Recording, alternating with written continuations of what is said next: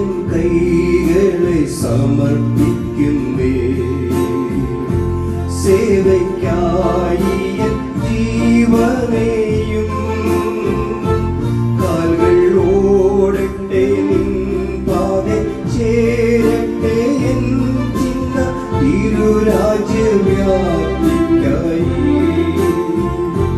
കാൽകൾ ഓടട്ടെ നിൻ പാതെ ചേരട്ടെ എൻ ചിന്ത തിരുരാജ്യവ്യാപ്തിക്കായി.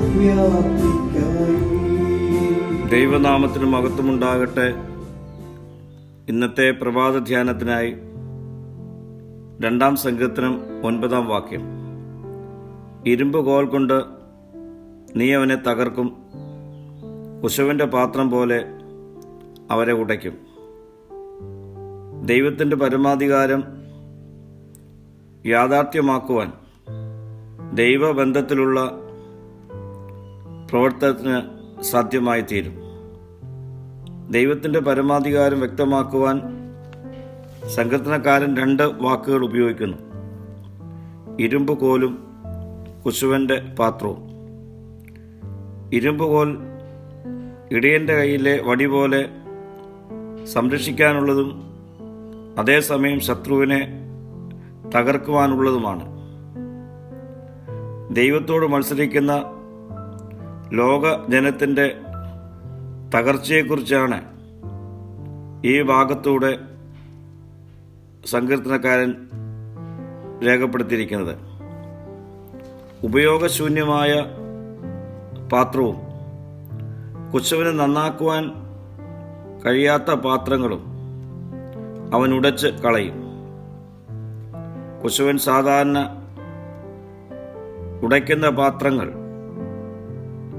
ഉപയോഗപ്രദമായ പാത്രങ്ങളായി തിരിച്ച് മടയപ്പെടാറുണ്ട്. എന്നാൽ ഇവിടെ നന്നാക്കാൻ കഴിയാതെ വണ്ണവും ഉപയോഗശൂന്യവുമായവയാണ് ഉടച്ച് കളയുന്നത്. പ്രിയ സ്നേഹിതരെ, നമ്മുടെ ജീവിതങ്ങൾ ഉപയോഗശൂന്യവും ഒരിക്കലും നന്നാക്കിയെടുക്കുവാൻ കഴിയാതെ വണ്ണം തകർന്നുപോയ അവസ്ഥയിലുമാണെങ്കിൽ അവൻ നമ്മെ ഉടച്ചു കളയും. ഇടയൻ്റെ കയ്യിലെ വടി നമ്മെ സംരക്ഷിക്കുവാനുള്ളതാണ്.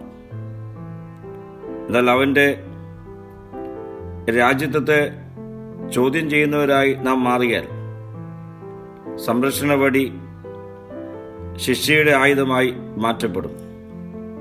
പ്രാർത്ഥിക്കാം. കർത്താവേ, നിന്റെ കയ്യാൽ ഉടയപ്പെടാതെ സംരക്ഷിക്കപ്പെടുവാനുള്ള കൃപ എനിക്ക് നൽകണമേ. മഹത്വം നീ എടുക്കണം. യേശുവിൻ്റെ നാമത്തിൽ തന്നെ. ആമീൻ.